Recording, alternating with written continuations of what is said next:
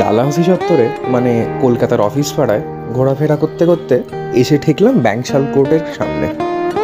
পেট চুঁই চুঁই কী হয় সামনে দেখলাম বিনোদ বিহারী নাগ আর গণেশচন্দ্র দত্ত।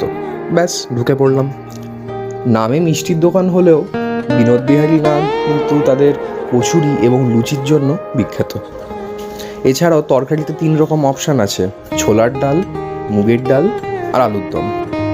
এছাড়াও পাবেন খাস্তা কচুরি এবং সিঙ্গাড়া। ও হ্যাঁ, সিঙ্গাড়ায় কিন্তু শুধু আলু নয়, ফুলকপিও থাকে। মিষ্টিগুলোর মধ্যে মাস্ট ট্রাই হচ্ছে জল ভরা রসগোল্লা।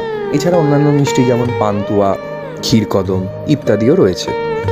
এই দোকানে কোর্টের উকিল থেকে নিয়ে অফিসের ক্লার্ক সবারই আনাগোনা। 2 জন মিলে খেতে গেলে 100 টাকা এনাফ। তাই সেন্ট্রাল কলকাতা ভ্রমণে এলে এই দোকানটা কিন্তু মাস্ট ট্রাই।